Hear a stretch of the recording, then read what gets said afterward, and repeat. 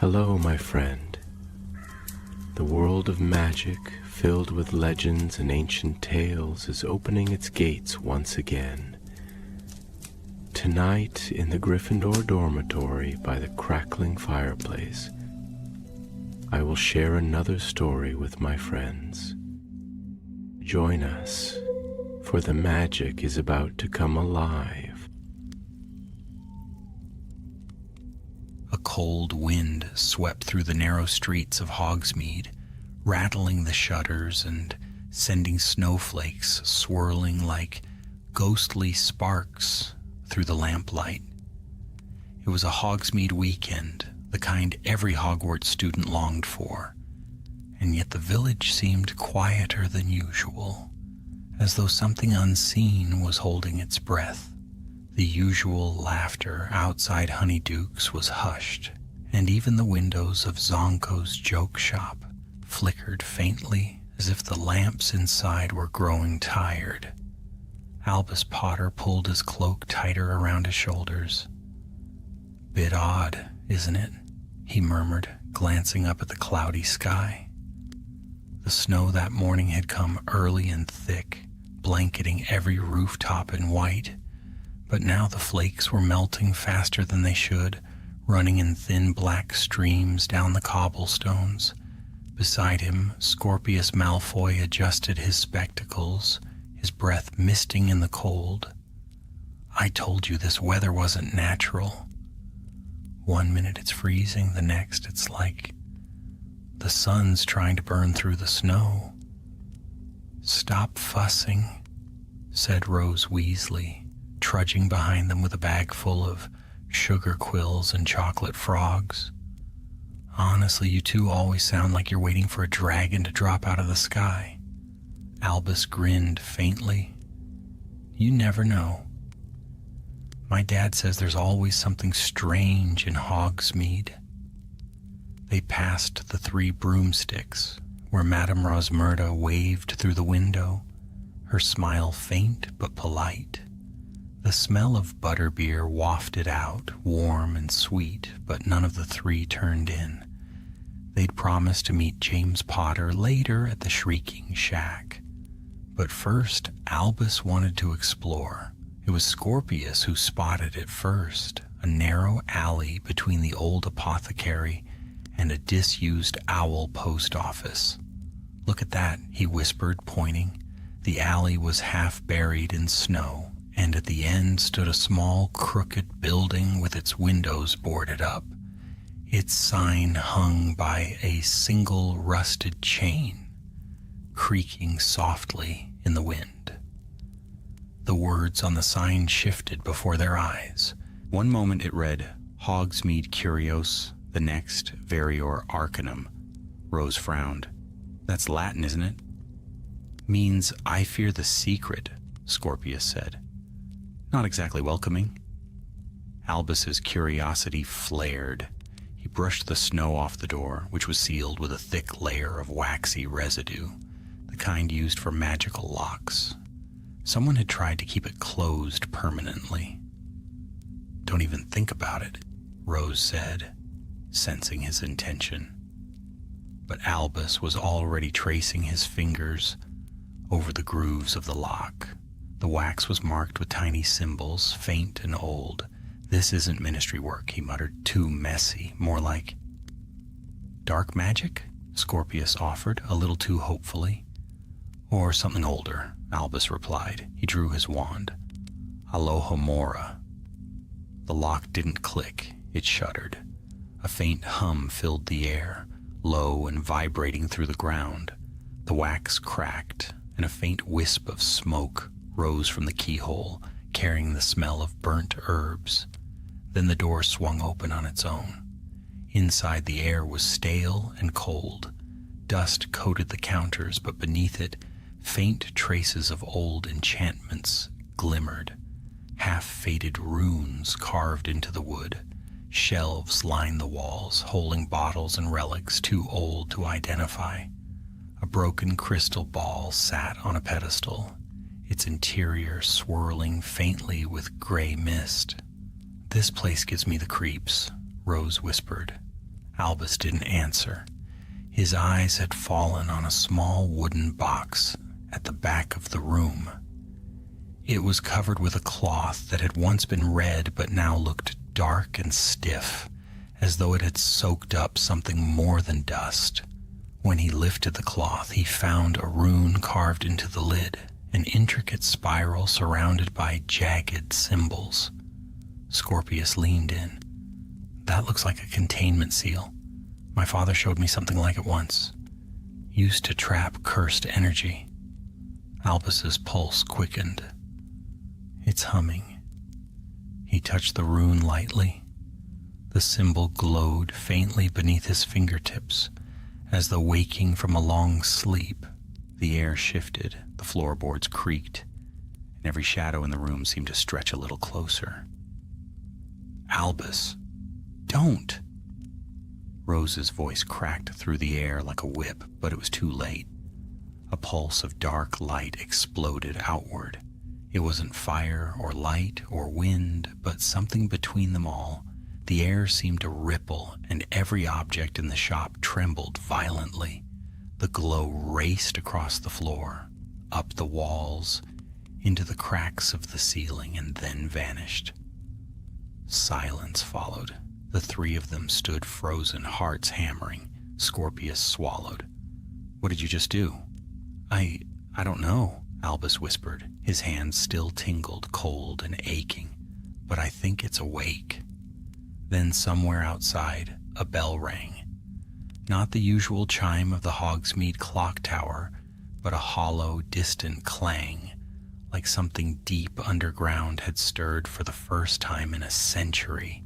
The snow outside began to melt, not into water, but into black mist that rolled through the streets like smoke. And in the distance, through the falling night, a whisper echoed softly in the wind, words none of them could quite understand, but which made every hair on their necks stand on end. Rose clutched her wand. Albus, what did we just unleash? No one answered. The sound of the bell faded, and the mist crept closer, seeping under the door.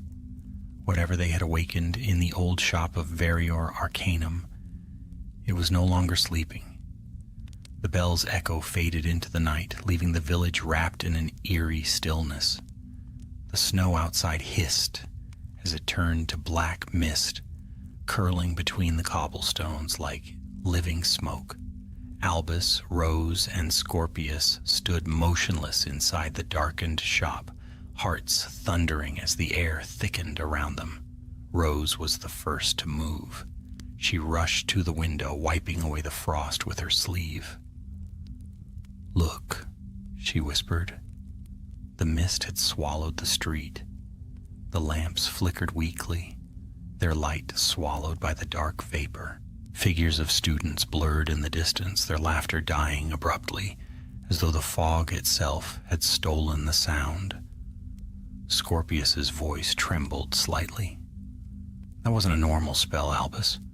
Whatever you touched, whatever that rune was, it wasn't meant to be opened."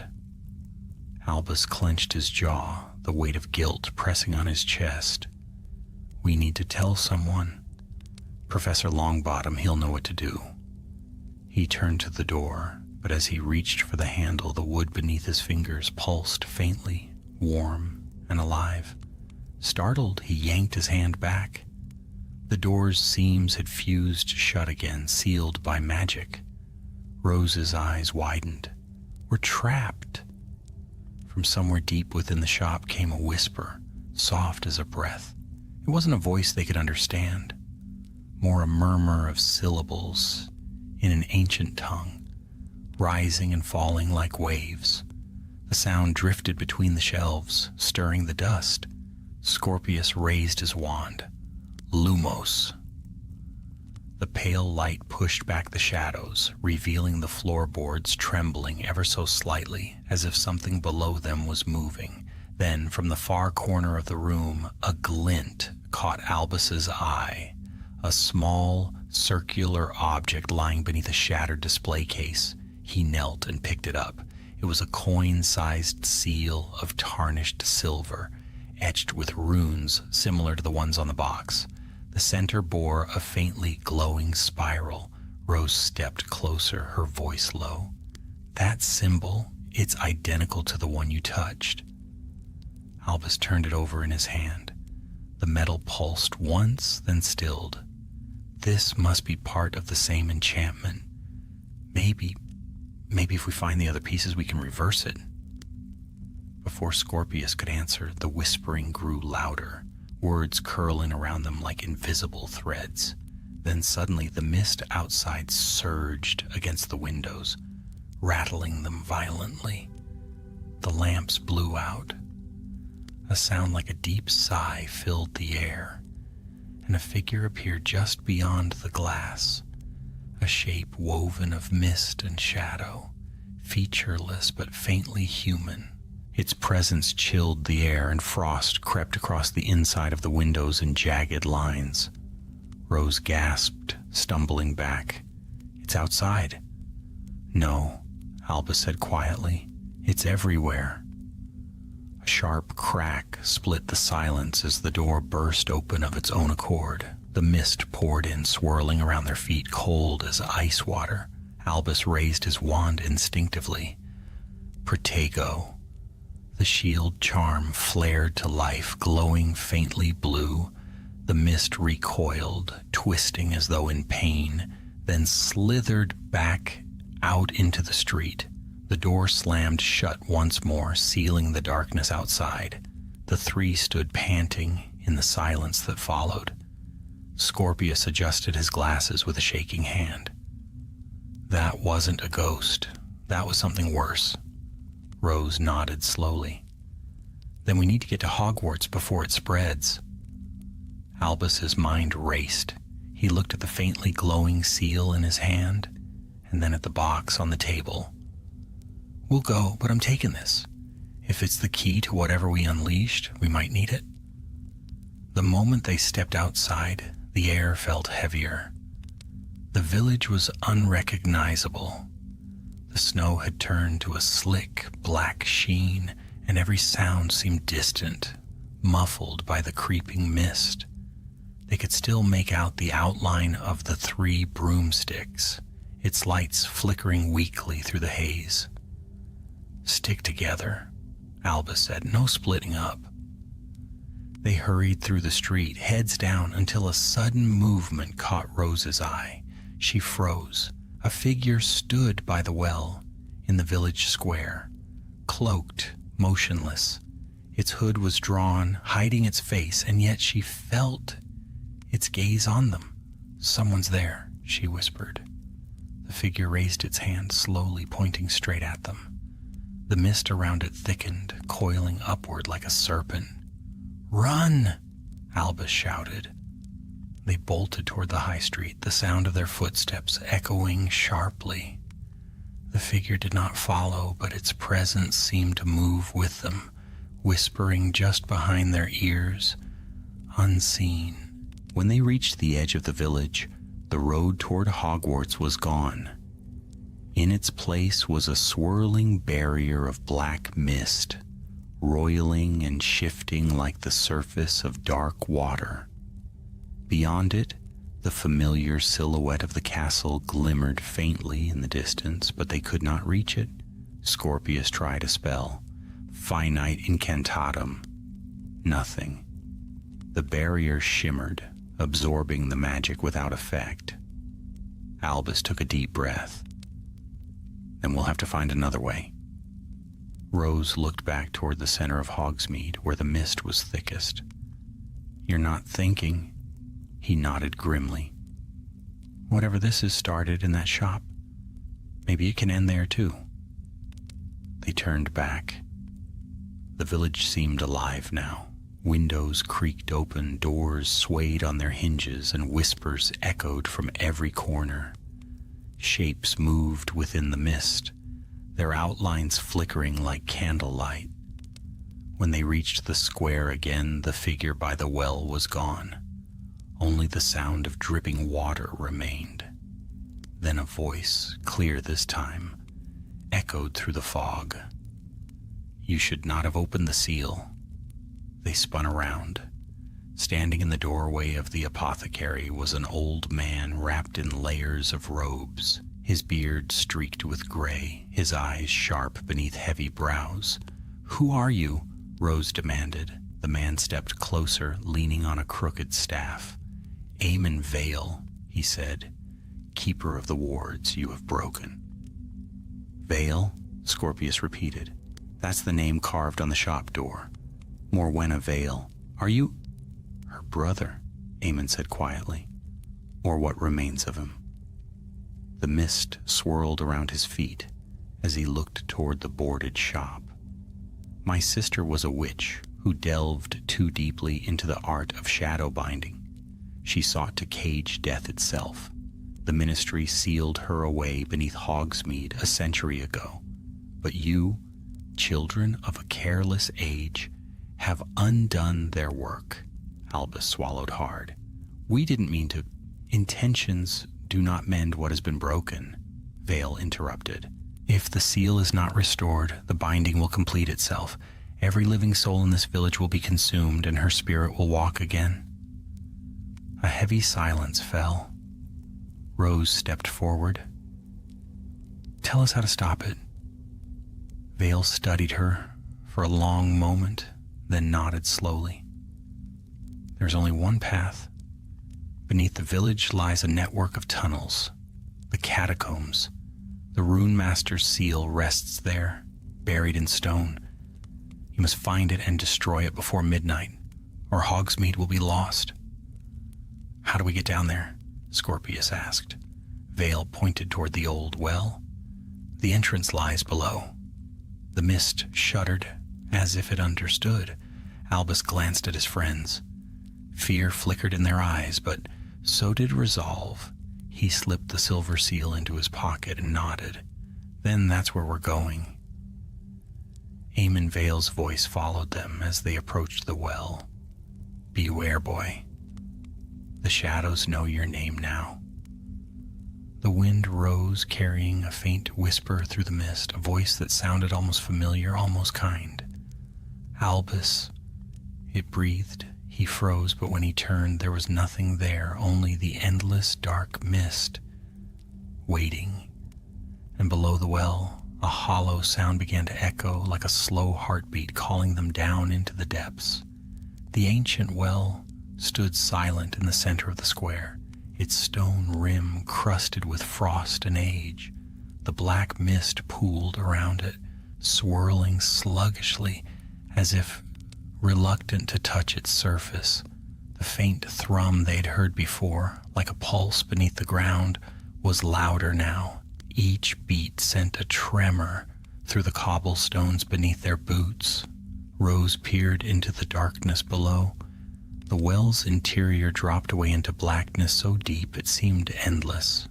"Are we truly going down there?" she asked softly. Albus nodded, his jaw set. "We haven't got a choice. If the Rune Master's seal is down there, that's where we'll find it." Scorpius frowned, tightening his grip on his wand. "Fine. But if we find any undead relatives of that Vale fellow, I'm turning right back around." Albus managed a faint smile, though his stomach churned. "Deal." A wooden bucket, half rotted and bound with iron hoops, hung from the winch above the well. Albus aimed his wand. Descendo. The rope began to unwind, creaking as it lowered the bucket into the depths. When it reached the end, a hollow clink echoed far below. "Looks solid enough," Albus murmured, though he wasn't sure. They took turns climbing in. The bucket was barely large enough to hold them one by one, so Albus went first. The rope groaned under his weight as he descended, the faint light from his wand illuminating slick stone walls, crawling with frost. The deeper he went, the colder the air became, cold not like winter, but like the chill of something long dead. After what felt like an age, his boots touched solid ground. He raised his wand, murmuring, Lumos Maxima. Light burst from the tip, revealing a narrow tunnel hewn from rough stone. The walls glistened with moisture, and ancient carvings ran along their surface, spirals, eyes, and sigils whose meanings were long lost. When Rose and Scorpius joined him, the sound of dripping water echoed faintly. "This must be the old catacombs," Scorpius whispered, his voice barely carrying. "Older?" Rose replied. "These markings, they predate Hogwarts itself." They began to walk, their footsteps muffled by the damp earth. The tunnel sloped downward, twisting like a serpent beneath Hogsmeade. Occasionally, a faint draft carried whispers that made them pause, straining to listen, but the voices always vanished before words could be understood. After a time, the tunnel widened into a chamber. Bones lay scattered across the floor, human by the look of them, mixed with fragments of rusted armor and broken wands. Rose's breath caught. "Oh, Merlin." Albus knelt beside one of the skeletons. Around its neck hung a chain with a pendant shaped like a crescent moon. The metal was blackened by age. "These were guardians," he said quietly. "People who tried to stop her." A faint shudder passed through the chamber. The air rippled, and the torch brackets along the wall ignited one by one, bursting into pale blue flame. Shadows leapt across the walls, long and thin. Scorpius turned in a slow circle, wand raised. "That wasn't me." A low hum filled the space, and a ghostly figure began to materialize above the far end of the room. A woman in tattered robes, her hair drifting as if underwater, her eyes two hollow pools of light. "Who dares tread the path of Morwenna Vale?" Her voice was cold, yet strangely melodic, echoing against the stone. Albus's breath hitched. "You're her." The specter smiled faintly. "I am what remains of her. My body is dust. My spirit bound in the binding you have shattered, and now my freedom is near." "We didn't mean to release you," Rose said quickly. "We want to stop this." "Stop?" The ghost's expression darkened. "There's no stopping what was promised. The seal you broke was one of three. When the final one falls, my soul will walk once more." Scorpius took a step forward, his wand trembling. "Where is the last seal?" Her laughter echoed like breaking glass. "Beneath the blood of the living. Find it and you will find me." Before they could speak again, the flames along the wall flared bright white, blinding them. When the light faded, the ghost was gone, but something else stirred in the shadows. A hand, thin, gray, and clawed, scraped across the floor. Then another. Figures began to crawl from the dark corners of the chamber, bones clothed in rags, hollow sockets gleaming faintly blue. "Animated remains," Rose whispered, fear tightening her voice. "Inferi," Scorpius corrected grimly. "Stay close." The first of the creatures lunged. Albus reacted instinctively. "Expulso." The blast hit the creature squarely, sending it shattering into a rain of bones, but three more took its place. Rose slashed her wand through the air. "Incendio!" Fire roared forth, lighting the chamber in orange and gold. The inferi hissed and recoiled, their forms writhing in the flames. "Keep moving," Albus shouted. They ducked beneath a crumbling archway and sprinted down a narrow passage, their shadows dancing wildly along the walls. The sound of pursuit echoed behind them, a clatter of bones, a scraping of claws. After several turns, they burst into another chamber, smaller, circular, its center dominated by a stone dais. Upon it lay a flat disc of silver engraved with runes identical to the one Albus had found in the shop. "The second seal," Rose breathed. Albus ran forward, but as his fingers brushed the metal, pain lanced up his arm. The rune glowed crimson, rejecting his touch. Scorpius joined him, squinting at the symbols. It's warded. It won't break by brute force. Then how? Before Scorpius could answer, Rose drew her wand. Try harmony magic, she said quickly. If it's a binding rune, it might respond to balance rather than destruction. They formed a small circle around the seal, wands raised. Together, Albus said, on 3, 1, 2, 3, finite harmonia. The rune flared, the air shuddered, and a shock wave of silver light rippled outward. The glow dimmed, then burst apart like glass breaking underwater. The seal split cleanly in two, and the humming that had filled the tunnels ceased. For a heartbeat, all was still. Then came the scream. It tore through the chamber, high and furious, shaking the very walls. The torches extinguished, plunging them into darkness. In the pitch black, Albus felt something cold brush his neck, a whisper against his ear. You cannot win, little heir of Potter. Your blood binds you to this magic now. The ground trembled violently, and the ceiling above cracked, spilling dust. Run! Rose shouted. They sprinted through the tunnels, guided only by the faint glow from their wands. The passageway twisted upward, the air thick with the scent of damp earth and magic. Behind them, the roar of collapsing stone grew louder, closer. When they finally emerged into the night air, through a hidden grate behind honeydukes, they collapsed in the snow, gasping for breath. The village around them was worse than before, every lamp extinguished, every building shrouded in darkness. Scorpius looked toward the center of the village, his voice barely a whisper. If that was the second seal, that means there's still one left.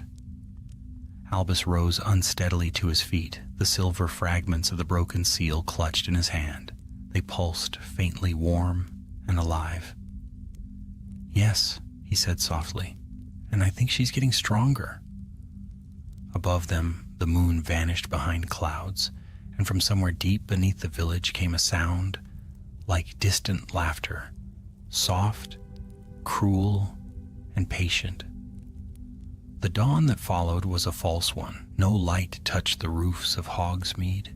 The village lay drowned in a half-night, the air heavy with a cold that bit to the bone. The mist had thickened, crawling along the ground like something sentient, winding through the lanes and curling against the windows of the silent shops. Albus, Rose, and Scorpius had taken refuge in the back room of Honeydukes, huddled beside the dim flicker of a single floating candle. The store was deserted, its sweets half melted, its enchanted jars empty, as if the magic itself had been drained away. The air smelled faintly of sugar and smoke. Scorpius sat cross-legged on the floor, examining the broken halves of the silver seal. We destroyed this one, he said, turning them in his hands. That means only one remains. But if the last seal breaks, she'll be free, Rose finished grimly. Albus was silent, staring out the frosted window. Beyond the glass, the world was blurred and soundless. He could almost feel the darkness watching them. Rose stood and began pacing, her boots crunching softly against stray shards of peppermint. We can't face her alone. We have to get word to the castle, tell Professor Longbottom what's happening. Albus nodded slowly. If we can reach him, the path's still blocked. Scorpius tapped his wand against the broken seal. Then maybe we go under again. The tunnels might stretch all the way to the castle. Rose stopped. You mean go back down? After what just happened? We've got no other choice, Albus said quietly. And Vale said the last seal was beneath the blood of the living. If that means what I think it means... Rose frowned. The well wasn't enough. No. Albus's eyes were distant, haunted. He meant the place where life and death meet, the heart of Hogsmeade. The graveyard, Scorpius whispered. A shiver passed through them all. They left Honeydukes in silence. The streets were empty now. The mist muffled every sound but their own footsteps.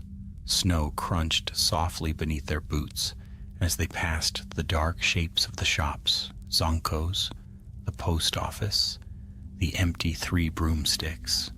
In the distance, the shrieking shack loomed faintly through the haze, its windows black. When they reached the edge of the village, the graveyard waited, a field of tilted stones and leaning crosses, ringed by an old iron fence. The gates were open, though the snow beneath them was untouched. Rose hesitated. It's colder here. Albus nodded. His breath came out in pale clouds. She's close. They stepped inside. The ground was uneven, the snow lying in drifts between graves. The names on the stones were half faded, villagers long gone, perhaps since the First War. A few had traces of enchantment on them, faint glows of protection long since weakened. At the center of the graveyard stood an ancient oak, its branches gnarled and bare. Beneath it the earth had been disturbed. Albus knelt and brushed the snow aside. Beneath the roots he saw the faint outline of a circular slab, the same design as the other seals. Scorpius whistled softly.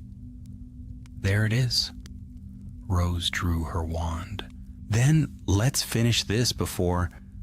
A voice, soft as silk, interrupted her. Before what, child? They spun around. Morwenna Vale stood among the graves, her ghostly form flickering in the thin light. She looked more solid than before, her hair like flowing ink, her eyes burning with pale fire. You've done well, she said, her tone almost kind. 2 seals broken. The veil weakens. Soon I shall rise, and the dead will walk among the living once more. Albus stepped forward, his wand raised. We won't let that happen. Her smile was faint and sad. You speak as though you understand the power you toy with. You do not. I did not seek evil. I sought to undo loss, to bring back what death stole. Rose's voice trembled with fury. You cursed an entire village. Morwenna's expression turned sharp. The village stood upon what I built. It prospered upon the ground that holds my sorrow.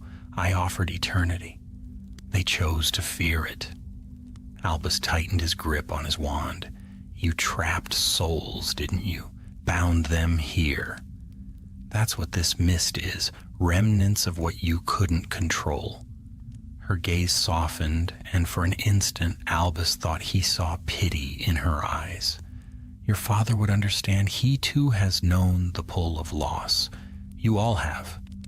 Don't, Albus said, his voice low. Don't talk about him.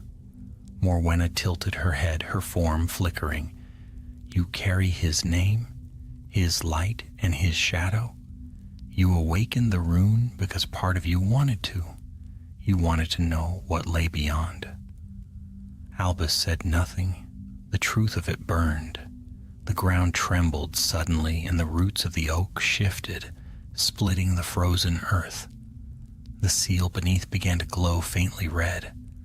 She's drawing power from it, Rose cried. If it breaks, we lose everything. Then stop me, Morwenna whispered. The air exploded with energy. Shadows burst from the ground like smoke, coiling upward. The temperature dropped sharply. Frost spread over the stones in spiderweb patterns. Scorpius fired first. Stupefy. The spell passed through her harmlessly. Rose shouted, Expecto Patronum. A silver fox leapt from her wand, its light slicing through the darkness. Morwenna recoiled, hissing, but the fox flickered, weakening as the mist closed in around it. She's feeding on the spell, Rose gasped. Albus's mind raced, the broken seals, the mist, the connection between them. He pulled the silver fragments from his pocket. They pulsed, almost alive. Maybe if I link them back... Albus, no, Scorpius shouted. But Albus pressed the fragments together and slammed them against the glowing seal. A shock wave tore through the graveyard. The world turned white, then black, then white again. The mist howled, drawn inward toward the point of impact. Morwenna screamed, not in rage this time, but in pain. Her form wavered, breaking apart like smoke in wind. The runes on the seal flared crimson, then gold, then finally white. Cracks spread through it like veins of light. "Enough!" Morwenna cried, her voice fading. "You cannot destroy what is eternal." Albus forced the fragments tighter. "Then I'll make it sleep forever." The ground gave way beneath them. The seal shattered with a sound like thunder, and the entire graveyard split open. Albus felt himself falling, the world spinning, the light devouring everything. When he came to, the mist was gone. The air was clear, and dawn was breaking properly this time, a pale golden light creeping over the village. Rose stirred beside him, groaning. "Is it over?" Scorpius sat up, his face pale. "The mist. Look." They turned. The graveyard was silent once more. The oak stood still. The seal was gone. Nothing but bare earth remained, and Morwenna Vale was nowhere to be seen. Albus exhaled shakily. The weight on his chest lifted, but not entirely. Somewhere deep within him, something cold still lingered. "We did it," Rose whispered. "Maybe," Albus said softly. "But if those seals were meant to hold her, then breaking them might have done more than just stop her." "What do you mean?" He looked toward the distant hills, where the faint outline of Hogwarts stood against the morning light. "I mean, she's not gone. She's just free." In the silence that followed, the wind carried a faint whisper through the trees, a single word, almost too soft to hear. "Soon." The three friends exchanged a glance. Then, without another word, they turned and began the long walk back toward Hogwarts, their shadows stretching long behind them in the rising sun. None of them saw the faint shimmer that lingered over the grave of Morwenna Vale, the last flicker of a soul neither living nor dead, waiting for the next name to speak her curse aloud. The road to Hogwarts had never felt so long. Dawn crept slowly over the snow-clad hills, painting the world in pale gold, yet no warmth reached the three who trudged through the slush toward the castle gates. The mist had vanished with the night, but the air still carried a strange stillness, a silence that pressed against the heart like a heavy hand. Albus walked at the front, his cloak torn at the hem, his wand clenched tightly in his fingers. Every few steps he glanced behind, half expecting to see the mist rising again from the valley below. But there was nothing, only the faint gleam of sunlight on the frozen roofs of Hogsmeade. Rose limped beside him, her expression drawn but determined. "Do you think she's truly gone?" she asked quietly. Albus hesitated before answering. "Gone?" He shook his head. "No. We destroyed the seals that bound her, but that doesn't mean she ceased to exist. It means she's loose. Somewhere." Scorpius gave a bitter laugh, though his voice was unsteady. "Splendid.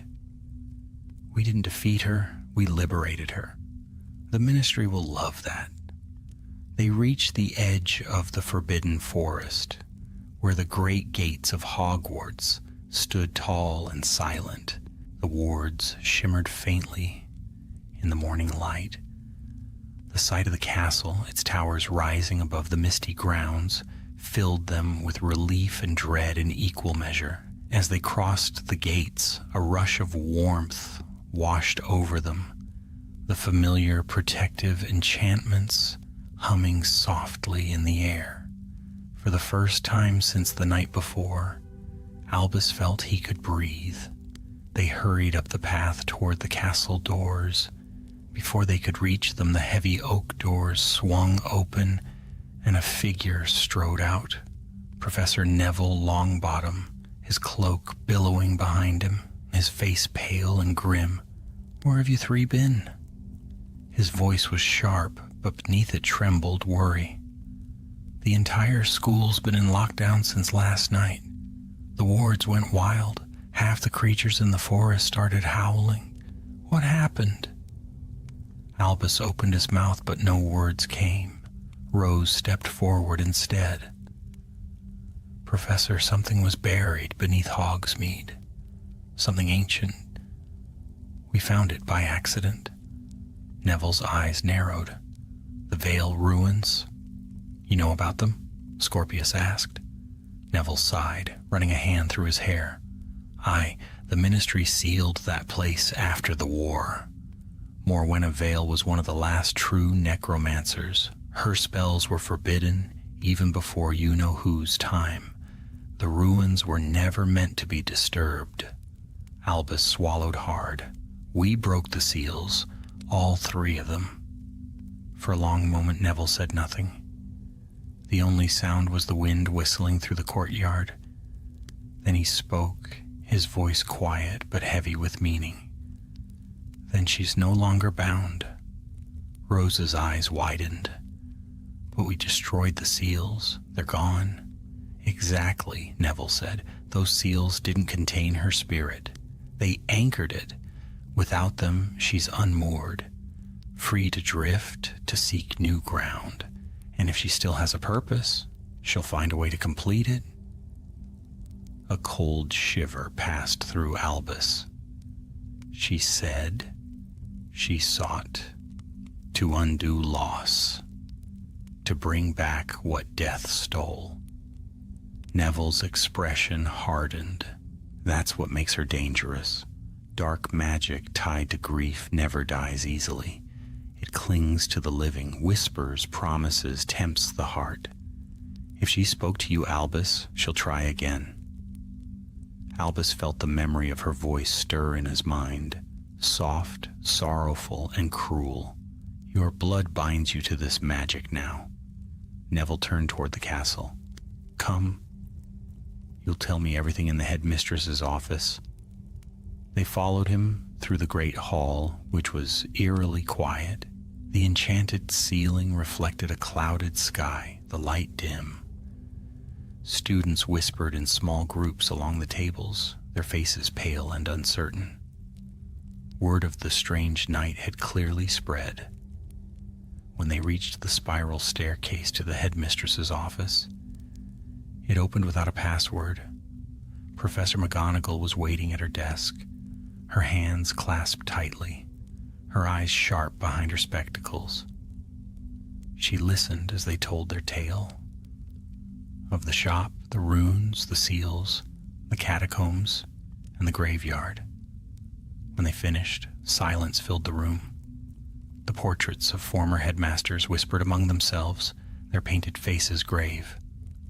"So," McGonagall said at last, "you have awakened a specter thought banished to history, one that dabbles in the most forbidden of all magics." Rose bowed her head. "It was my fault. We should never have gone inside." "No," McGonagall interrupted gently. "Curiosity is not a crime, Miss Weasley. Ignorance is, and the blame lies not with you, but with those who buried knowledge instead of teaching it." Her eyes softened for a heartbeat. "Still, what's done cannot be undone." Neville stepped forward. "Headmistress, we need to strengthen the wards. If Vale's spirit lingers, Hogwarts will be her next target." McGonagall nodded. "Do it at once. And as for you three, rest for now. You've faced enough darkness for one night."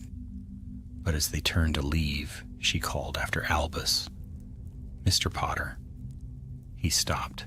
"Your father once told me," she said quietly, "that courage isn't the absence of fear. It's the will to walk forward despite it. Do not let this haunt you, but do not underestimate it either." Albus nodded. "I understand, Professor." Yet that night, long after the castle had gone still, he found no peace. He lay awake in his dormitory, staring at the canopy above his bed. The whisper of wind against the window sounded too much like a voice. He sat up, heart pounding. Across the room, Scorpius stirred and muttered in his sleep. Albus slipped from his bed, drew his wand, and padded to the window. Outside, the moon hung low and red over the lake. Its reflection trembled on the black water. Then slowly, impossibly, a figure rose from the reflection, pale and graceful, her form rippling like water made flesh. Morwenna Vale stood upon the surface of the lake, her gaze fixed on the castle. Albus pressed a hand to the glass, his breath fogging the pain. She lifted her head, and though she was far away, he felt her eyes meet his. A whisper filled his mind, soft as breath. "Do you grieve, child? Do you wish to bring them back too?" He stumbled back, clutching his wand. "No," he whispered aloud. The voice lingered, gentle and cold. "Lies bind as surely as chains. When the moon wanes thrice more, the gates will open. You will stand where I fell, and you will understand." Her image shimmered, then dissolved into ripples. The lake stilled, and only the reflection of the moon remained. Albus sank to the floor, trembling. The room was silent once more, but the echo of her voice clung to him, heavy and unshakable. Far below the castle, deep beneath the foundations of the mountain, the earth stirred again. Old runes, faintly etched into the rock, began to glow, pulsing in slow rhythm, as though a heart long dead was beating once more. And above, in the quiet corridors of Hogwarts, the portraits whispered in uneasy tones, for though the mist had fled and the morning sun returned, the shadow of forbidden magic had merely changed its form and waited, patient as the grave, for the next call to rise. The next morning dawned clear, but the air inside Hogwarts was uneasy. Whispers rippled through the halls like the murmur of unseen streams. Students spoke of strange sounds in the night, of whispers heard beyond locked doors, of cold drafts in rooms where no windows stood open. Even the ghosts had retreated to the upper corridors, refusing to drift near the dungeons or the lake. Albus walked through the great hall with Rose and Scorpius, their footsteps echoing against the stone floor. The enchanted ceiling was bright with winter sunlight, but it seemed to offer little warmth. At the teacher's table, Professor Longbottom spoke quietly with McGonagall, their faces grave. "They know something's wrong," Rose said softly, glancing around at the anxious faces of students. Scorpius snorted. "You think? The suits of armor have been muttering in Latin since dawn. I heard one tell another to prepare for the summoning. I nearly lost my breakfast." Albus gave a faint smile, though his heart was far from light. All night, the image of Morwenna on the lake had haunted him, the way she had looked through the window, as if she could see into his soul. Her words echoed still. "When the moon wanes thrice more, the gates will open. 3 nights. Whatever she meant, he knew it was a warning. When breakfast ended, McGonagall stood and raised her wand. The chatter ceased at once. "Students," she began, her voice clear and commanding, "due to certain disturbances beyond our control, Hogsmeade weekends are suspended until further notice. All students are to remain within castle grounds, and curfew will be strictly enforced. Prefects will accompany first and second years between classes. No one is to go near the lake or the forest. That is all. A murmur of disappointment followed her words, but beneath it was fear. Everyone had sensed that something had changed. As the students filed out, Albus turned to his friends. "Meet me by the greenhouses after herbology," he whispered. "I need to show you something." Rose frowned. "Albus, please," he said quietly. "You'll see." By midday, the three stood in the shadow of Greenhouse 3, the cold air thick with the smell of damp soil and frost. Neville had gone inside to tend the venomous tentacula, leaving them alone. Albus pulled a folded parchment from his pocket. It was old, the ink faded and brown, the edges frayed.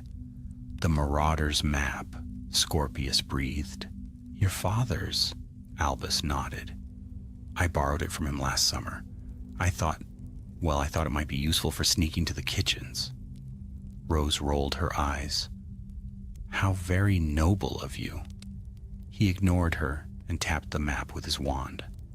"I solemnly swear that I am up to no good." The ink bled across the parchment, forming the familiar labyrinth of Hogwarts. Tiny footprints moved through the corridors. Students, teachers, ghosts. But Albus's eyes were fixed on one thing near the bottom corner of the map, where the lake met the castle wall. There, glowing faintly, was a name, Morwenna Vale. The three of them stared. "She's inside the grounds," Rose whispered. Albus nodded slowly. "And she's moving. Look, she's near the boathouse." Scorpius swallowed. "How is that even possible? She's a spirit. She shouldn't even appear on the map." "Unless," Albus said, "she's not just a spirit anymore." They watched as the small dot shifted across the page, drifting slowly along the shore. Then suddenly it stopped. Rose leaned closer. "She's not alone. Look, there's another name." Beside Morwenna's, another dot glowed faintly. "Eamon Vale," Scorpius cursed under his breath. "Her brother. He's supposed to be dead. He said himself that he was what remains," Albus murmured. "Maybe he's part of whatever binds her here." Rose frowned. "Then what are they doing?" As if in answer, the ink shimmered. Both names vanished.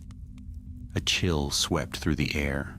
The sunlight dimmed, as though a shadow had passed over the castle. Albus folded the map quickly.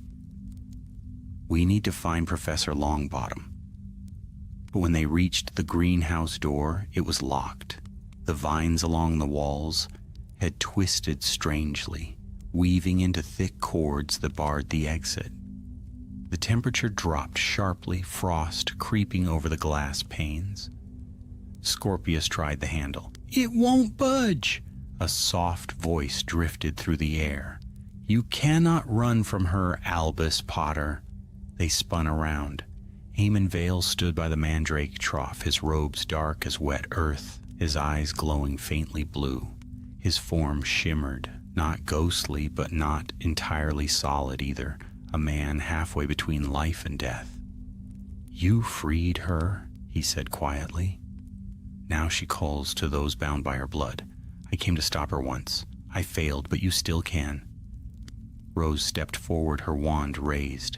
"Then help us. Tell us how." Eamon's expression darkened.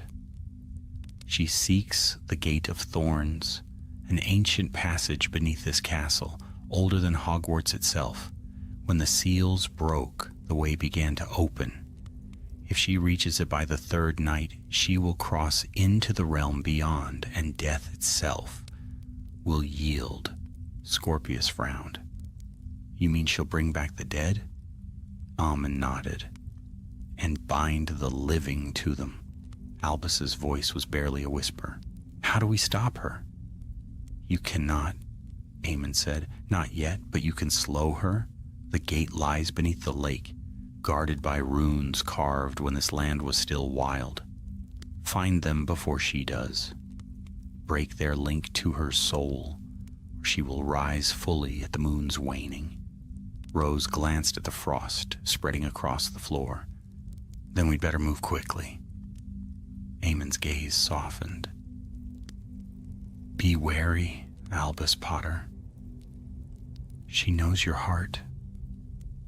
She will come to you in dreams, and her words will sound like truth. Remember, grief is her weapon. Before they could speak, his form began to fade, unraveling like smoke. Go to the lake, he whispered, before the second night. Then he was gone. The vines across the door withered instantly, falling away into dust. They wasted no time. By sunset, they stood upon the frozen shore of the black lake. The air was utterly still. Even the water seemed to hold its breath. The surface reflected the sky like a dark mirror, and somewhere far below, faint shapes glimmered, ancient carvings beneath the ice. Those must be the runes, Rose said. Scorpius crouched beside the edge, brushing away snow. If we're going under there, we'll need gillyweed, or at least a good bubblehead charm. Albus stared at the lake, feeling that same strange pull in his chest, a whisper at the edge of thought. He shivered. No time for potions, we'll use charms. Together they cast the spells, sealing bubbles of air around their heads. Then, without another word, they plunged into the icy water. The cold was a shock, slicing through their cloaks. The world beneath was dim and silent, the lake bed stretching before them like a dream. They swam downward, light from their wands illuminating the depths.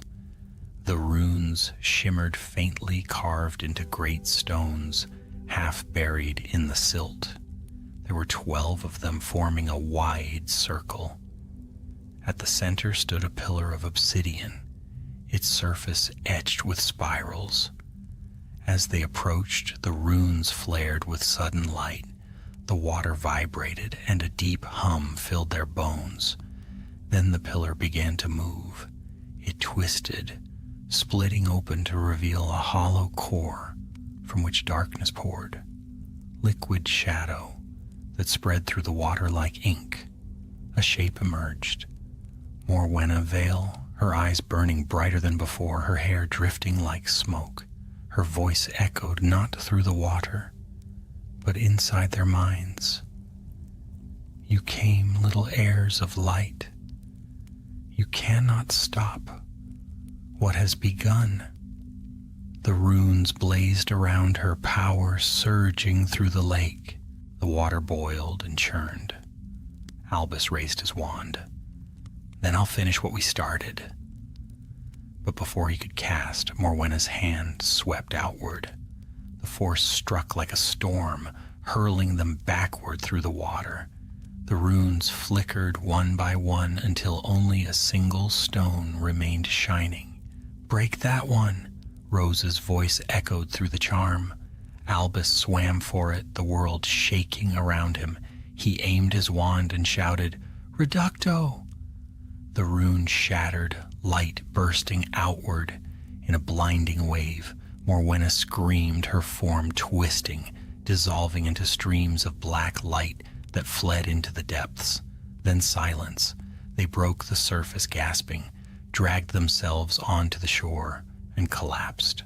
The moon had risen, pale and cold, its reflection unbroken upon the still lake.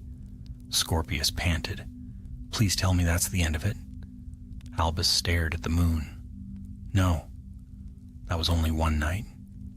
He closed his eyes, hearing again the echo of her promise. When the moon wanes thrice more, somewhere deep below, beyond even the reach of light, something ancient stirred and smiled. The second night fell heavy upon Hogwarts. Clouds swept across the sky like dark wings, and the moon's pale face was veiled behind them. The air was cold enough to bite, the kind of cold that crept into the bones and whispered of old graves. Though the castle stood lit and alive, the fires burned low and uneasy, their flames flickering with hues of blue instead of gold. Albus Potter did not sleep. He sat upright in his bed, listening to the distant groan of the wind. Scorpius was muttering in dreams again, fragments of words, broken Latin phrases he did not know. Rose slept fitfully in the next room of the Gryffindor Tower, her dreams tangled with shadows. The events beneath the lake replayed again and again in Albus's mind, the glow of the runes, the echo of Morwenna's voice, the surge of dark power. They had destroyed one of her anchors, but her strength had not waned. If anything, she seemed to grow bolder. When the first bell of midnight tolled, he rose quietly, slipped his wand into his pocket, and left the dormitory. The corridors were deserted, though the portraits stirred as he passed. Some whispered warnings, others turned away, pretending not to see. He moved like a shadow through the stairwells until he reached the library. The doors were locked, but a whispered Alohomora yielded them easily. The smell of parchment and dust filled the air, centuries of knowledge sleeping behind shelves of oak. He lit his wand and began to search. He needed to understand the Gate of Thorns, the ancient passage that Eamon Vale had spoken of. If Morwenna sought it, then it must be more than a legend. After an hour of fruitless searching, his light fell upon a narrow shelf in the restricted section. The title of a thick, cracked volume caught his eye, Boundaries Between the Living and the Lost. He pulled it free, coughing as dust rose in clouds.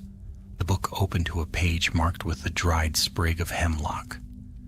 At its center was a drawing, an archway formed from twisted roots half buried in stone. Beneath it the caption read, The Gate of Thorns. Constructed during the founding by those who sought to anchor the balance between life and death. Its keys were 3 seals, bound by blood and oath. When undone, the gate awakens to the voice of grief. Albus's heart pounded. He read on, The gate lies where stone and water meet. Its voice may be heard by those who have lost what they love most, but it demands a price, the surrender of memory or of life. A faint sound broke the silence, a breath, or perhaps a whisper. He looked up. Someone stood between the shelves. At first he thought it was Scorpius, but the figure was too tall, the outline too slender. Then the faint light revealed her face, pale and perfect, her eyes bright as winter stars. Albus, Morwenna whispered, you seek what you cannot bear to find. He took a step back, his wand raised. You can't enter here. The castle protects itself. Her smile was sad. Do you not yet see? I am not outside. I am within. The torches along the walls flickered and went out. Shadows coiled like smoke, filling the air with a chill that smelled faintly of old flowers and earth. Why are you doing this? Albus demanded. Why Hogsmeade? Why the seals? Morwenna moved closer, her voice soft as falling snow. Because once I loved this world and it betrayed me. My brother and I were children of magic too deep to be tamed. When he sought to bind death, the ministry hunted him. When I tried to save him, they hunted me. So I built the seals, not to imprison but to preserve. I could not let his spirit fade. Albus stared. You're lying. Her eyes glimmered with sorrow. Am I?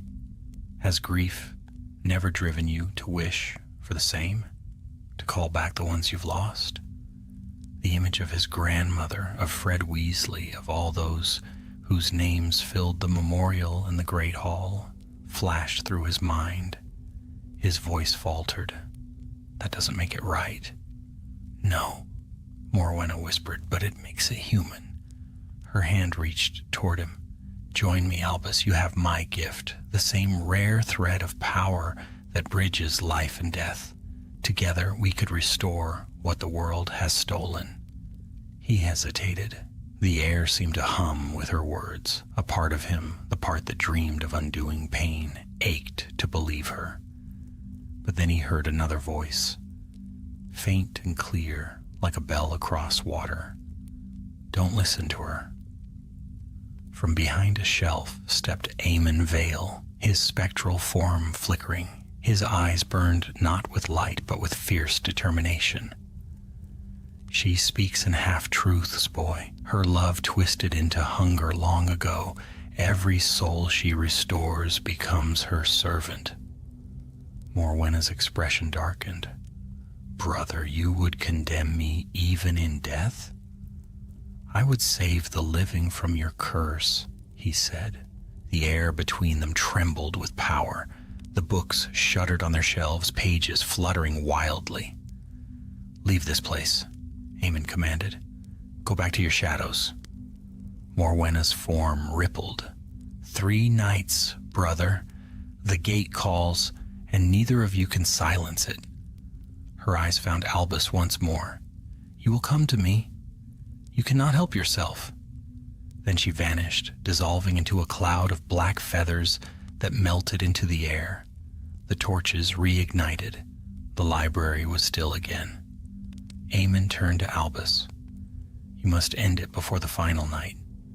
When the moon wanes thrice, the gate will open and she will pass through. Only blood bound by her curse can close it now, and that blood is yours. Albus stared. Mine? But how? Her rune marked you when you broke the first seal, Eamon said. It links you to her. You can sever it, but only from within the gate. Before Albus could reply, Eamon's form began to fade once more. Find the arch beneath the castle. The roots of the forbidden forest touch its crown. There you will choose to end her or to join her.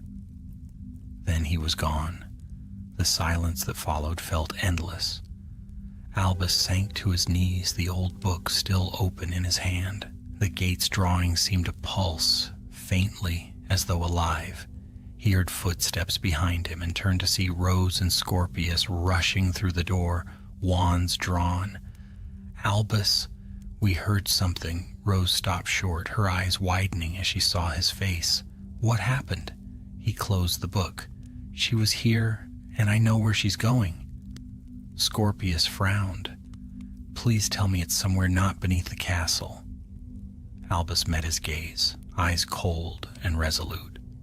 It's exactly there, beneath the castle, under the forest's roots. Rose stepped closer. Then we'll go with you. He hesitated. If what Eamon said is true, I'm the only one who can close it. Then we'll make sure you live long enough to try, she said firmly. Outside, thunder rolled across the hills, though no storm clouds had yet gathered. The air smelled faintly of iron and rain.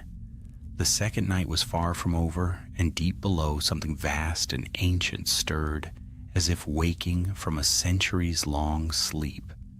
In the dungeons, the stones whispered. In the lake, the waters trembled. The gate of thorns was listening, and when morning came, the whispers would become a call no heart could ignore. The storm came with the dawn. Clouds rolled over the mountains, dark and swollen, and rain lashed against the windows of Hogwarts, with a sound like whispers on glass. The castle's old stones groaned as if remembering another age when darker things had walked its halls. In the great hall, breakfast went untouched. The air hummed faintly with magic. Every portrait on the walls watched the students in silence. No laughter rose from the tables now. Even the enchanted ceiling looked troubled, its sky painted with restless gray. Albus sat apart from the others, his gaze distant, his mind still trapped in the shadows of the night before. Rose and Scorpius flanked him, neither speaking. Between them lay the old book he had taken from the restricted section, its pages open to the drawing of the Gate of Thorns. Rose traced a trembling finger over the curling arch of roots. If this thing is real, it'll be somewhere deep beneath us. There's no record of any passage like this in Hogwarts maps. Because it predates the castle, Albus said quietly. The founders built Hogwarts around it. Eamon said the gate was older than even their magic. Scorpius glanced uneasily at the picture. And you think we can destroy something the founders couldn't? We have to try, Albus replied. If the gate opens, she'll cross through, and whatever she brings with her will follow. A shadow passed over the hall as lightning flashed beyond the tall windows. For a heartbeat, every candle went out, and when they flickered back to life, the Slytherin table gasped. A single line of frost had formed across the flagstones, stretching from one end of the hall to the other, like the mark of a blade. Rose shivered. She's already inside. That afternoon the storm only worsened. Rain battered the castle, thunder rolling through the hills like the voice of something vast and alive. Classes were canceled. The professors prowled the corridors, whispering spells to reinforce the wards. But the air within the castle felt thinner, as though something unseen was pressing in from all sides. In the corridor outside the library, Albus found Professor Longbottom pacing beside a shattered window. Water streamed down the stone floor, pooling around his boots. "You've seen her too, haven't you?" Neville asked quietly, his gaze fixed on the storm. Albus nodded. "She's not gone. She's moving through the castle, like smoke through cracks." Neville turned to him, his eyes weary but kind. "Your father once faced magic that couldn't be fought by spells alone. Remember that, Albus. Sometimes victory isn't about power. It's about will." Before Albus could answer, a tremor shook the floor beneath them. From somewhere below came a deep, resonant sound, like roots splitting stone. The torches flickered. Neville paled. "She's found the gate." By nightfall, the storm had swallowed the sky completely. The moon was gone, veiled behind the clouds. The castle trembled, and the forest beyond the walls seemed to writhe in the wind. The trio met by the courtyard fountain, cloaked and armed with wands. Water spilled from the marble basin, its surface rippling with faint light. Scorpius tried to make his voice steady. "You're sure this is the way?" Albus nodded. "There's an entrance in the dungeons, beneath the old armory. The roots of the forbidden forest reach there." Rose tightened her cloak. "Then let's finish this before she opens the gate." They descended into the depths. The air grew colder with every step, the torches dimming as though afraid to burn. The corridors twisted downward, lined with carvings so ancient they seemed to bleed into the stone itself. Eyes, spirals, hands reaching toward unseen stars. At last they reached a door that had no handle, only a faint shimmer where wood met wall. "This is it," Albus whispered. He pressed his palm to the surface. The mark of the rune, faint, silvery, shaped like a spiral, flared on his skin.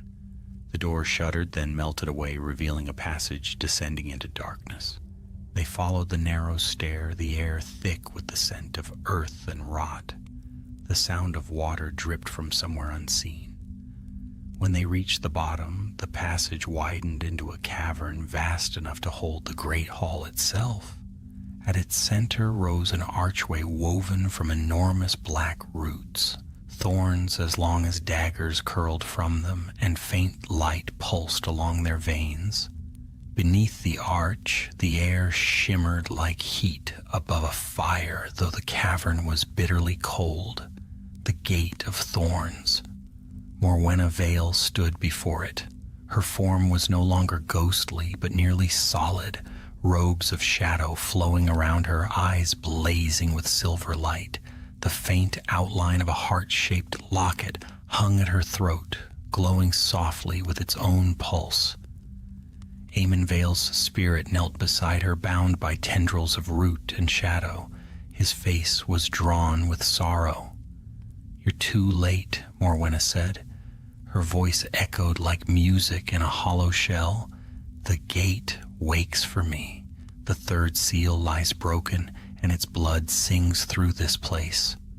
"We won't let you through," Albus said, stepping forward. Her eyes softened as they fell on him. "You can't stop what you are, child. The mark I placed on your hand ties you to the threshold. You are the final key." Albus looked down. The spiral on his palm was burning now, its light pulsing in rhythm with the gates. "Fight it!" Rose cried. He tried, but the magic pulled at him, tugging him forward with invisible hands. The arch whispered to him voices of those he loved and lost, his grandparents, his Uncle Fred, even faces he had never seen yet somehow remembered. "Come," the voices said. "The pain will end. You can make it right." Morwenna reached out her hand. "Step through, and they will live again. Hogwarts will be reborn. No more loss, no more death." Tears stung his eyes. The air around him shimmered. Then a voice broke through the haze, a voice sharp, living, fierce. "Albus, listen to me!" Rose's spell flared, a streak of gold across the cavern. It struck the roots that held Eamon, breaking their hold. He staggered free and raised his staff. "Do not listen to her. The gate does not give, it takes." Morwenna screamed, her voice shaking the cavern.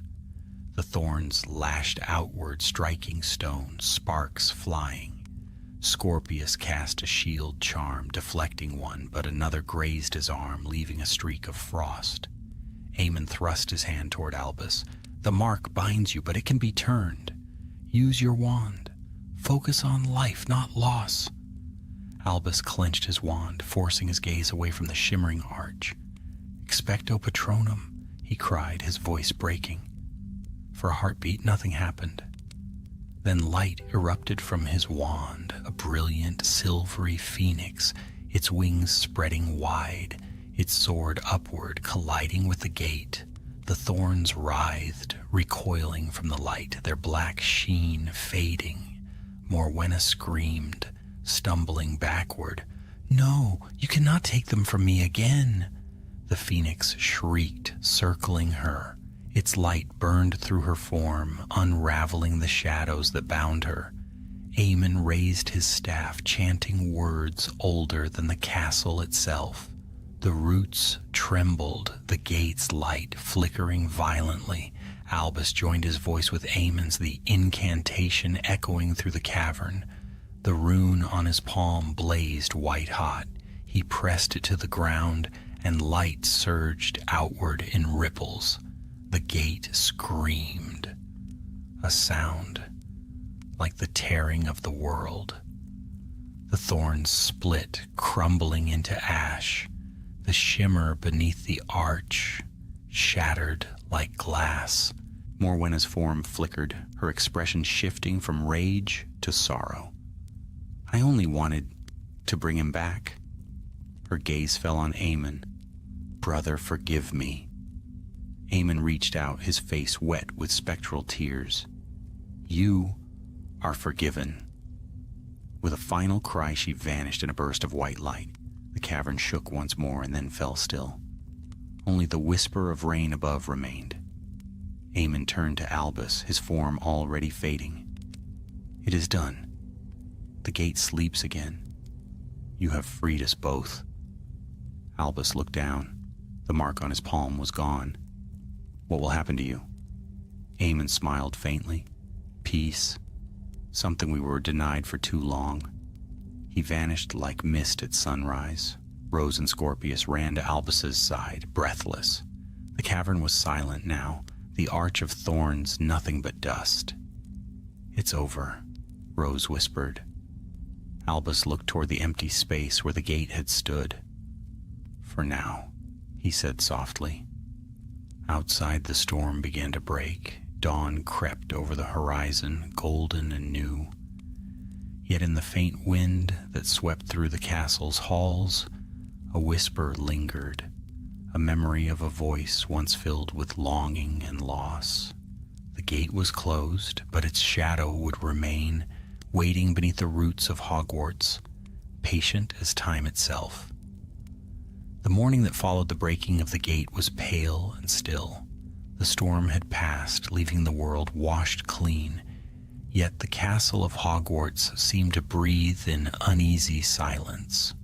Its towers dripped with rain, and the lake below mirrored the gray sky without a single ripple. To the students, it was as though the night had never happened. But those who had felt the tremor of magic in their bones knew otherwise. Albus Potter awoke in the hospital wing, his head heavy with the ache of overused magic. The white curtains fluttered faintly with the wind. Nearby, Rose slept in another bed, her hand wrapped in bandages from where the thorns had grazed her skin. Scorpius sat by the window, pale and hollow-eyed, a mug of cold tea in his hands. For a time, none of them spoke. The quiet was too heavy, filled with the memory of what they had seen. Finally, Scorpius broke it. "So," he said softly, "did we actually stop her? Or did we just make her angry?" Albus's throat was dry. "Eamon said she's gone, that the gate sleeps again." "Until the next fool wakes it," Scorpius muttered. Rose stirred and opened her eyes. "We're alive. That's enough for now." But Albus could not rest easy. He stared at the faint scars across his palm where the rune had once glowed, remembering the feel of that power, the pull of something vast and ancient. He knew deep down that Morwenna Vale's story had not ended. When Madame Pomfrey finally released them that afternoon, the sky had cleared. The air outside smelled of wet grass and smoke from the castle chimneys. They walked together toward the courtyard, the stones still slick with rain. Professor Longbottom was waiting there, his cloak dark with damp. He looked older than usual, though his eyes still held that quiet kindness. "You three have a habit of finding trouble in places even the ministry fears to tread," he said, though there was no anger in his tone. Rose managed a weary smile. "We didn't mean to." "No one ever does," Neville replied softly. He studied Albus for a long moment. "You've seen the gate?" Albus nodded. "Then you understand what it was meant to guard," Neville continued. "Hogwarts was built here because of that place. The founders believed that knowledge and courage were the only shields strong enough to hold back what lies beyond." "And now?" Scorpius asked. "Is it still there?" Neville's gaze drifted toward the forest.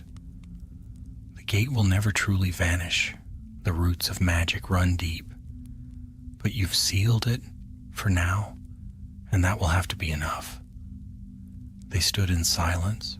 The air was heavy with the smell of earth after rain. From somewhere high above came the cry of an owl, lonely and clear. At last Neville spoke again. "I will inform the ministry, though I doubt they'll understand half of it. Some things are better left in legend." As he walked away, Rose turned to Albus. "He's right. It should be left alone." But Albus's eyes lingered on the forest beyond the courtyard walls. The wind stirred the branches, and for a heartbeat, He thought he saw a flicker of white among the trees, a shimmer like the trace of a ghost. That night sleep did not come easily. The castle was quiet, yet Albus felt a presence beneath its stillness, a faint vibration in the stones, as though the earth itself remembered the gate's heartbeat. When he finally drifted into dreams, he found himself once more beneath the roots of the mountain, the air thick with silver mist. The gate stood before him again, whole and perfect, its thorns black as ink. But it was not open. It simply stood, waiting. And beyond it he saw her, Morwenna Vale. She was no longer cloaked in shadow, nor did her eyes burn with fury. She looked almost human now, her face pale and still, her hair flowing around her like water. "You've done what I could not," she said softly. "You've freed them all. Even me." Albus swallowed. "Then why are you still here?" Her expression was unreadable. "Because freedom is not the same as peace. I remain where I am remembered, and you, Albus Potter, remember me." He felt the air tremble with her words. "You tried to end the world." "No," she said quietly. "I tried to heal it, but the wound I touched was deeper than magic." For a moment he thought he saw sadness in her eyes, genuine, human sadness. "There will come a time," she whispered, "when others will stand where you did, and they will make the same choice, to seal the wound or to open it." "What wound?" he asked, but the dream began to fade. Her voice followed him into waking, a whisper at the edge of his mind. "The wound of the living heart." He woke before dawn, the words still echoing in his chest. In the days that followed, Hogwarts returned to its rhythm. Lessons resumed, laughter filled the corridors again, and talk of the strange storm faded into rumor.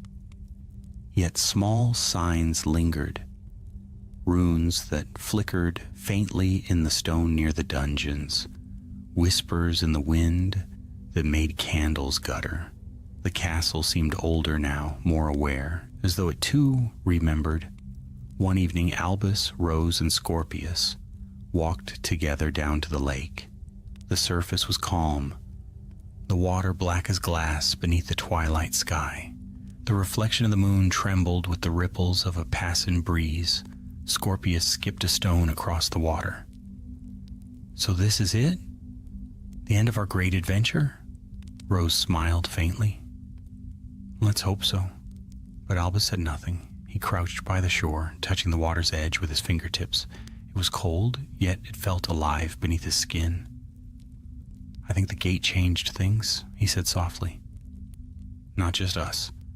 Magic itself feels different." Rose glanced at him, her brow furrowing. "You mean darker?" "No," Albus replied, "just deeper." They watched the sun sink behind the mountains, painting the clouds in shades of crimson and gold. The wind rustled through the reeds, carrying the faint scent of pine and rain. When they finally turned back toward the castle, the towers glowed warmly in the dusk, their lights like beacons against the fading day. It looked peaceful again, safe, timeless. Yet as they walked away, none of them noticed the faint shimmer beneath the surface of the lake, the outline of a gate woven from light and shadow, pulsing once like a heartbeat before vanishing into the depths. And in the still air, carried so softly that it might have been the wind itself, came a whisper, not forgotten. The world had moved on, but beneath its calm surface, the memory of forbidden magic lingered, patient, eternal, and waiting for the day when curiosity, grief, or love would once again be strong enough to wake it. That day, Albus Potter knew would come, and when it did, someone would have to face the gate anew. The winter deepened. Snow fell thick and quiet over the castle grounds, blanketing the forbidden forest in silver and muting the world into stillness.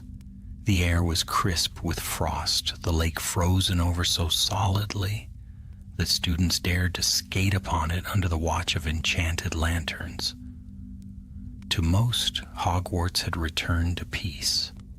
The darkness of those nights in Hogsmeade was becoming a half-remembered tale, something whispered in common rooms and quickly laughed away, but not for Albus Potter. He could not forget. When he closed his eyes, he still saw the gate, its vast roots coiled like serpents, its light pulsing like a living heart. Even now the memory stirred beneath his skin. The mark had faded from his palm, but sometimes he felt it there still, like a phantom echo. Rose noticed first. "You've been quiet again," she said one evening as they sat by the fire in the Gryffindor common room. The flames painted gold upon her hair, but her eyes were sharp with concern. "I'm fine," he said, though his gaze remained on the fire. "No, you're not." She set down her book. "Every night you wake up before dawn. Scorpius told me you walk the halls till morning. You've seen something, haven't you?" He hesitated, then nodded. "Dreams. Always the same, the gate, the forest, and her." Rose's voice dropped to a whisper. "Morwenna?" "Yes, she stands beyond the arch, watching me. She doesn't speak anymore, but I can feel her, like she's waiting." Rose bit her lip. "The headmistress said the gate was sealed. You helped Eamon close it. It can't open again." "Maybe not yet," he murmured. "But she said it herself. The gate opens to grief. As long as people suffer, it will never sleep forever."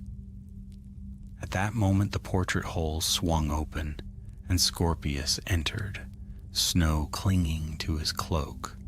"You two need to come outside. There's something by the lake. You have to see this." They followed him through the empty corridors and out into the freezing night. The moon was a thin crescent, its light sharp as glass. Beyond the castle walls, the frozen lake glimmered like a mirror of stars. At first, Albus saw nothing unusual. Then, as they drew nearer, he caught sight of it, an outline beneath the ice, vast and intricate, stretching across the lake bed like roots spreading from an unseen tree. "The gate?" he whispered. Rose gasped. "It's reforming." Scorpius rubbed his arms against the cold.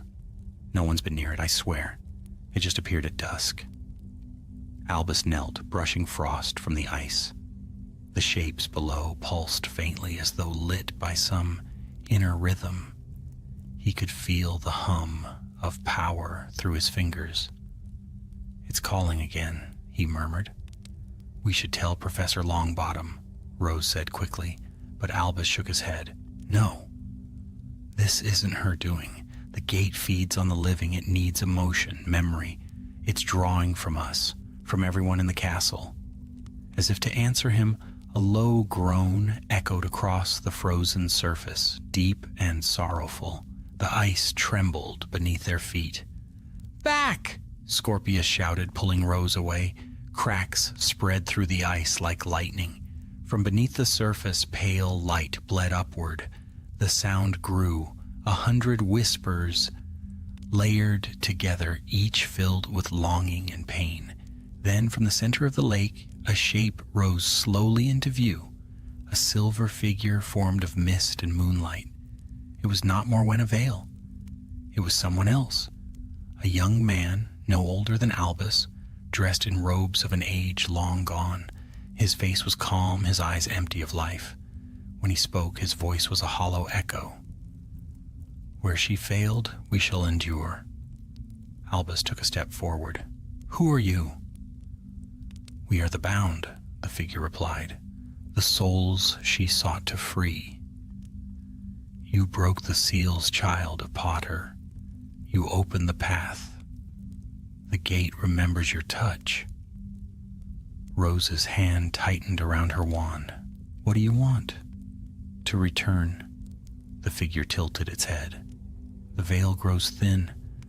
We feel the warmth of your world, and it calls to us. The light beneath the lake brightened until it hurt to look. Shadows of more figures moved below, hundreds, perhaps thousands. The surface of the ice shimmered as though it were breathing. Albus felt the air twist around him, cold and sharp. The pull that he had felt in dreams surged stronger now, dragging at his chest. "No," he whispered, gripping his wand. "You're not coming through." The spirit raised an ethereal hand. "You cannot deny us forever. The gate has roots in your blood. When your line grieves again, it will open." Rose stepped in front of Albus, defiant. "Then we'll keep it closed for as long as it takes." The spirit's expression did not change, but its voice softened. "Every soul longs for what it has lost. Even you, daughter of Weasley. Even he, son of Malfoy. The gate will wait. It is patient." With that, the figure began to sink back into the lake. The light dimmed, and the cracks in the ice sealed themselves with a faint hiss. In a moment, only the moonlight remained, reflected perfectly on the frozen surface. For a long time, none of them spoke. Then Scorpius exhaled shakily. "Please tell me that was just a very vivid hallucination." "It wasn't," Albus said. His breath formed mist in the cold air. "The Bound. Aemon warned me about them. The spirits she trapped. Without her to guide them, they'll try to cross on their own." Rose looked toward the distant castle, its windows glowing warmly against the dark. "So what do we do?" Albus gazed down at his reflection in the ice. "We keep watch, and we learn. Hogwarts was built around the gate for a reason. The founders must have left something. Wards, protections, maybe even answers. We find them before the Bound do." They turned back toward the castle, the snow crunching beneath their boots. Behind them, the lake was silent again, but as they walked away, faint ripples spread across its frozen surface, as though something below had stirred. That night, Albus stood once more at his dormitory window, staring out at the dark horizon. The forest stretched beyond, vast and endless. The moon rode low, casting long shadows over the grounds. In the distance, faint lights moved among the trees, will-o'-the-wisps, or perhaps something older. Watching, he pressed a hand to the cold glass. "It's not over," he whispered. Somewhere deep beneath the castle, a single drop of water fell onto stone. The sound echoed like a heartbeat. The earth shifted, ever so slightly, and in the silence that followed, a voice older than memory breathed through the foundations of Hogwarts. A whisper carried on the wind, threading through every corridor and hall. "The gate remembers. Its slumber was not the sleep of death, but the dreaming of the earth itself, patient and eternal." And though Albus Potter could not yet see it, his name had already been written upon its roots, alongside those of all who would one day stand before it again. Winter faded, as all things do, though not without leaving its shadow. The snow melted from the roofs of Hogwarts, the lake thawed, and the first green buds appeared along the edge of the forest. Spring sunlight streamed once more through the high windows, chasing away the last of the season's chill. To the students, it felt like waking from a long, strange dream, one they did not fully understand but sensed was best left unspoken. But for Albus Potter, the dream had not ended. He could still feel the pulse of the gate beneath the ground, deep and slow, like the heartbeat of something sleeping in the dark. He felt it in his footsteps as he crossed the courtyards, in the tremor of the lake when the wind blew too cold, in the whisper of the trees along the edge of the forbidden forest. It was not loud, not constant, just there, a murmur beneath the world, patient and watchful. Rose noticed the faraway look in his eyes whenever he paused by a window. "You're thinking of it again," she said one afternoon as they sat beneath the beech tree by the lake. The air was soft, filled with the scent of damp grass and blossoms. "I can't help it," he admitted. "I thought closing the gate would end it, but it feels more alive than before." "Alive?" Scorpius scoffed from where he lay sprawled in the grass, his hands behind his head. "Please tell me you don't mean that literally." Albus picked up a small stone and tossed it into the water. Ripples spread outward, distorting the reflection of the sky. "It's a living thing in its own way. It feeds on what we feel, on loss, fear, longing. There's plenty of that in this world." Rose frowned. "So it'll never truly die?" "No," Albus said quietly. "But maybe it doesn't have to. Maybe what matters is keeping it asleep." For a moment, the three friends were silent, watching as a flock of owls soared across the lake. The castle shone behind them, golden in the sunlight, timeless and serene. It should have been peaceful. But that evening, as twilight fell over the castle, a strange thing happened. The portraits began to murmur. Whispered fragments drifted through the halls, names half forgotten, echoes of warning. The temperature dropped, and every flame in the great hall dimmed to a faint blue glow. Albus, Rose, and Scorpius were in the library when they felt it, a shiver through the floor, subtle but unmistakable. The books rustled as though a breath had passed among them. Scorpius looked up sharply. "Tell me you felt that." Rose nodded. "It's like a heartbeat," Albus finished. They exchanged a glance. Then without a word they gathered their things and slipped into the corridor. The castle was quiet, eerily so. Not even the ghosts drifted by. The air felt dense, filled with invisible threads of magic. When they reached the stairs leading to the dungeons, they found the torches burning brighter than usual, the flames tall and silver. The light cast long, twisting shadows on the walls. "Do we go down?" Rose whispered. Albus hesitated. Every part of him wanted to turn back, to run to Professor Longbottom or McGonagall to tell them that something ancient was stirring again. But another part of him, quieter yet stronger, knew that this was his to face. He nodded once. "Yes." The three descended, their footsteps echoing softly. The air grew colder with each step, the scent of earth rising around them. When they reached the lowest corridor, the stone underfoot was damp, and the faint sound of dripping water echoed through the dark. They stopped at the arch that led to the chamber of the gate.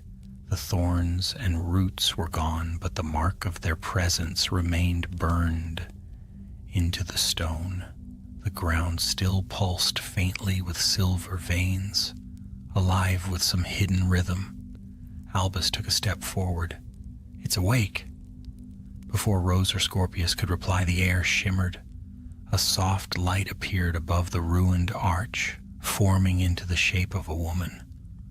Morwenna Vale, but she was different now, pale and faint like mist before dawn. Her eyes no longer burned with hunger or rage. They were calm, even sorrowful. "You came," she said softly. Albus raised his wand but did not speak. Morwenna's gaze drifted to the remnants of the gate. "You sealed it well? My brother's soul is at peace, and yet you still feel the call, don't you?" Albus swallowed hard. "Why won't it sleep?" "Because it was never meant to," she answered. "The gate is part of the world's balance. It feeds on loss, yes, but loss is part of life. You cannot end it without ending yourselves." Rose stepped forward cautiously. Then why show yourself now? Morwenna's voice grew faint. To warn you, the gate is not evil, but those who seek its power will always return. There are others who remember what I tried to do, those who would use it for their own ends. When they come, you must stand where I fell. The mark on your hand was not a curse, Albus Potter. It was a key. The faint silver light in her form began to fade. Wait, Albus said quickly. How do I stop them? Morwenna's expression softened. You cannot stop what is eternal. You can only guard it, teach others to remember, to fear the wrong kind of longing. Her voice became a whisper. You close the gate with courage. Guard it now with wisdom. Then she was gone. The light winked out, leaving only darkness and the faint drip of water. Scorpius let out a shaky breath. I liked her better when she was trying to kill us. Rose managed a weak smile. At least now we know. The danger isn't over. It's waiting. Albus looked down at his palm. For the first time since the ceiling, the faint spiral shimmered again, not with pain, but with warmth. Then I'll wait too. When they returned to the upper halls, dawn was breaking once more. The first light of morning touched the lake, turning it to glass. The castle stirred with quiet life. Owls delivering letters, portraits yawning awake, students whispering about exams. Everything seemed ordinary, but as Albus paused by the window, overlooking the forest, he thought he heard it again, the faint hum beneath the earth, low and distant, like the song of something vast and old. He smiled faintly, though there was no joy in it, only understanding. Sleep well, he murmured, but I'll be watching. Rose and Scorpius joined him, and together they looked out over the brightening world, the world they had saved, at least for now. Far below, unseen beneath roots and stone, the Gate of Thorns rested in silence. Its roots pulsed softly with the heartbeat of the earth, not in hunger, but in patience. It had known ages before them, and it would know ages after. But for this brief moment in time, it slept, guarded by 3 young souls who had learned the oldest truth of magic, that every ending is only the beginning of another story. And so the gate dreamed on, deep beneath Hogwarts, beneath Hogsmeade, beneath the bones of the earth itself, waiting, remembering, and listening for the next whisper of forbidden magic that would stir it once more.